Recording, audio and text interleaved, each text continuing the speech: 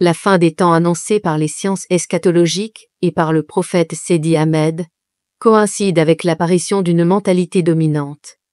Une mentalité matérialisée par une manière de penser et d'agir, dictant des comportements aux antipodes des valeurs religieuses et morales. Une idéologie dominante qui encourage l'attachement et l'étalage des richesses matérielles. Mais cette période est surtout marquée par deux crises majeures.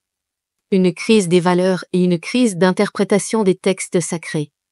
C'est dans ce contexte de totale rébellion et de désobéissance généralisée vis-à-vis de Dieu qu'Allah enverra le missionnaire de la fin des temps, l'imam al-Mahdi. Celui-ci sera rejoint bien des années plus tard dans sa mission par le prophète Isa. À sa descente sur terre, ce dernier rejoindra l'imam al-Mahdi qui s'apprêtait à faire la prière de l'aube dans la mosquée Al-Aqsa de Jérusalem. Le voyant venir, l'imam al-Mahdi l'invitera à diriger la prière. Invitation que le prophète Isa déclinera respectueusement. Il fera néanmoins l'appel à la prière et se laissera diriger par l'imam al-Mahdi. Le prophète Isa fera ensuite le tour des églises du monde entier pour établir la vérité à son sujet. À savoir qu'il n'est pas le fils de Dieu, mais son prophète. Il sera fortement critiqué y compris par bon nombre de personnes se réclamant de la religion islamique. Le départ de l'imam al-Mahdi et du prophète Isa du monde terrestre, marquant la fin de leur mission, sonnera le début de la fin du monde. Chronologie de la fin du monde. Nous sommes un vendredi, jour de la fin du monde. Il fait une chaleur indescriptible. Pendant que certains se préparent pour se rendre à la mosquée, d'autres se trouvent sur leur lieu de travail. Tous pensent qu'il s'agit d'un jour habituel, mais en réalité, c'est le jour de la fin du monde. À 11 heures, le ciel devient soudain poussiéreux. Les gens pensent que cela est dû à l'extrême chaleur. Peu de temps après, la poussière commence à tomber sur les individus. Nombreux se réfugient dans leur maison pensant que c'est une situation passagère. Arrivé à l'heure de la prière de Jumu'ah, les appels à la prière retentissent. Les fidèles se rendent à la mosquée comme à l'habitude. Les imams tiennent leur sermon puis tous retournent à leurs occupations. Peu de temps après, des secousses surviennent. Certains pris de panique, se dirigeant à nouveau vers les mosquées pour y formuler des prières face à la situation. En réalité, le tremblement des bâtiments sont causés par les déplacements de Yajouj et Majouj sur Terre. Les chaînes d'information à travers le monde commencent à communiquer sur l'apparition de monstres semblables à des dinosaures qui dévorent les populations et détruisent les bâtiments. On les signale aux États-Unis, en France, en Inde, un peu partout à travers le monde. Les chaînes d'information pensent qu'il s'agit de plusieurs monstres, mais il s'agit uniquement de Yajouj et Majouj. Leur grandeur est telle que lorsqu'ils posent un pied dans un pays, l'autre se retrouve dans un autre pays, créant cette impression d'être nombreux. L'effroi envahit rapidement les populations. Plusieurs accourent vers les téléviseurs afin de suivre les désastres filmés par les équipes de production qui réussissent pour certaines à braver ce chaos. À 16 heures, la poussière qui tombait jusque-là commence à se soulever jusqu'au niveau des nuages en formant des tourbillons.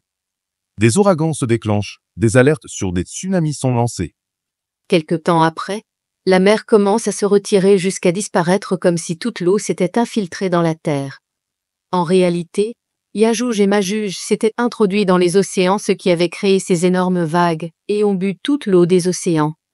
Ceux qui s'étaient aventurés à tenter de filmer de plus près ces monstres ont tous disparu. Aucune chaîne de télévision n'est en mesure de donner des informations claires sur ces monstres. On ne sait pas s'ils sont morts ou vivants. Aux alentours de 17h30, les populations sont complètement terrorisées. Tous sont scotchés à leur téléphone pour tenter de comprendre la situation actuelle. Tout d'un coup, toutes les lignes téléphoniques se coupent. Plus aucun réseau, plus personne ne peut communiquer. Ceux qui regardent la télé sont surpris par une coupure générale d'électricité à l'échelle planétaire. Ceux qui écoutent la radio ne captent plus aucun signal. En effet, Allah a envoyé 2 grands oiseaux. Leurs coups sont semblables à ceux des chameaux. En descendant sur Terre, dû à leur taille immense, ils ont détruit tous les satellites et tous les centres de distribution d'électricité. Ils ont poursuivi leur vol jusqu'à arriver au niveau des tourbillons de poussière. Ceci a eu pour conséquence d'intensifier les ouragans avec les battements de leurs immenses ailes. Des rafales de vent d'une noirceur comparable à des éclats de charbon s'installent dans l'atmosphère. L'intensité des rafales est extrême. Des ouragans de la sorte ne s'étaient jamais produits sur Terre.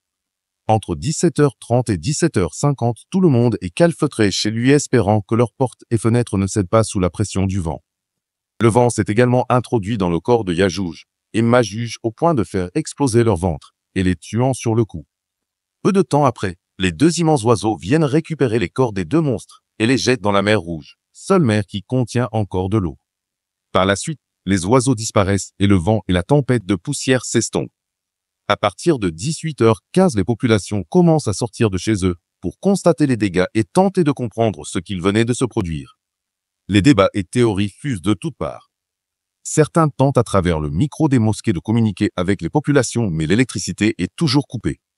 D'autres décident alors de se diriger vers les minarets afin de se faire entendre. Ils incitent les populations à se rendre à la mosquée pour y formuler des prières et retourner à Dieu. Pour eux, cet événement est signe d'une énorme catastrophe à venir.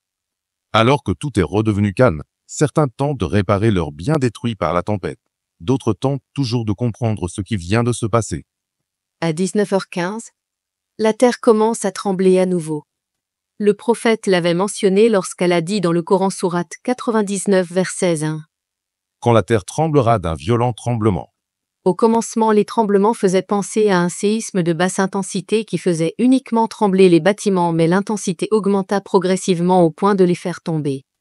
Tout le monde tente de fuir. Non seulement les bâtiments s'écroulent, mais la terre se fissure, laissant place à d'énormes trous béants dans lesquels les bâtiments et les personnes sont engloutis. Le chaos règne de toutes parts. Même les mosquées ne sont pas épargnées. Les satellites qui avaient été détruits par les deux énormes oiseaux commencent alors à tomber sur terre, détruisant des bâtiments et occasionnant des morts d'hommes.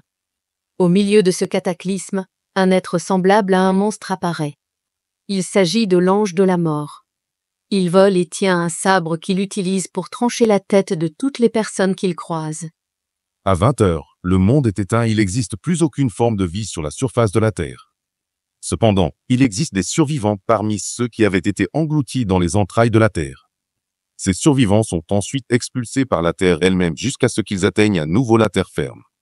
Ils pensent qu'il s'agit de secouristes ou de pompiers venus leur porter secours. Au même moment, le ciel se déchire, laissant tomber de l'étain en fusion, les brûlant et les poussant à vouloir retourner dans les profondeurs de la Terre d'où ils venaient d'être expulsés. Tous meurent calcinés en un laps de temps. À 20h30, Allah décide de prendre l'âme de l'ange de la mort, comme a annoncé dans la sourate 29 verset 57. Toute âme goûtera la mort. Ensuite, c'est vers nous que vous serez ramenés. L'ange de la mort lance un cri qui fait tomber le ciel comme s'il était retenu par des piliers. En tombant, le ciel et la terre sont pliés tel un rouleau. Toutes les âmes des personnes décédées sont envoyées à Barzakh, où elles dormiront pendant 40 jours. À 21h30, ce jour de vendredi, toute âme est éteinte, plus rien n'existe. Durant ces 40 jours, chaque jour Allah entame un monologue. Le premier jour, Allah dit : Vous aviez des dirigeants qui gouvernaient sur terre. Vous aviez des hommes de loi qui les faisaient respecter. Vous aviez des militaires qui vous protégeaient lorsqu'on vous déclarait la guerre. Aujourd'hui, moi Allah, je vous déclare la guerre. Je suis le créateur de ce bas monde et des cieux. Mais vous ne m'avez pas obéi, alors je les ai détruits. Je vous avais prévenu que vous tous retourneriez à moi. Aujourd'hui, quel dirigeant a le courage de m'envoyer ses soldats pour contester ma décision? Quel dirigeant ou commandant en chef ose me défier? Allah répétera cette question 3 fois, mais aucune réponse ne retentira.